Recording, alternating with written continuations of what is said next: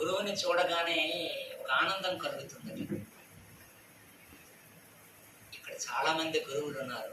ఉద్యోగ రీత్యా గురువులు ఉన్నారు, సంస్కార రీత్యా కూడా గురువులు ఉన్నారు. ఈ గురువులందరికీ నా హృదయపూర్వక నమస్కారం.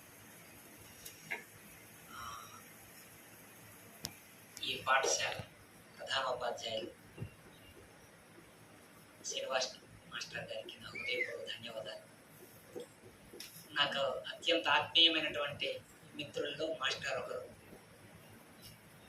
మేము ఒకసారి ఈ పాఠశాలకు వచ్చి చూసి పిల్లలకు చూసి ఒక స్వామి నోట్స్ ఇచ్చారు పిల్లలందరికీ ఇవ్వండి. అది తీసుకొని వచ్చాను ఇవ్వటానికి. ఇదంతా ఏర్పాటు చేస్తారని మాకు తెలియదు. సరే, ఇంత ఆత్మీయంగా ఏర్పాటు చేశారు.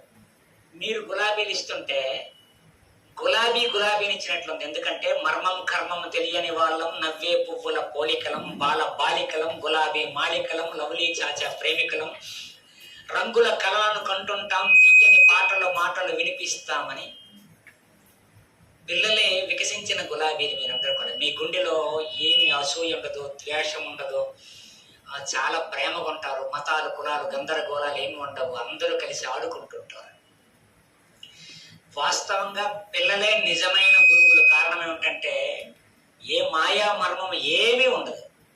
పాపం పుణ్యం, ప్రపంచ మార్గం, కష్టం సౌఖ్యం, శ్లేషార్థాలు ఏమీ ఎరుగని గోవుల్లారా, 5-6 పాపల్లారా, వాన కురిస్తే ఆకాశమున హరి విల్లు విరిస్తే అవి మీకే అని ఆనందించే కోనల్లారా, అక్కడికిక్కడికి అనుకోకుండా ఎక్కడెక్కడికి ఎగురుతూ పోతూ ఈలలు వేస్తూ గంతులు వేస్తూ పంట చేరలో తండ్రి సంతిట తల్లి కవిగిట కచభారంతో నోలల వ్రేలుల పాలబుక్కలు విశ్వరూపమును విహరిస్తుంటే మీరే పరమాత్మలు పిల్లల్లారా పెట్టల్లారా అంటాడు శ్రీశ్రీ.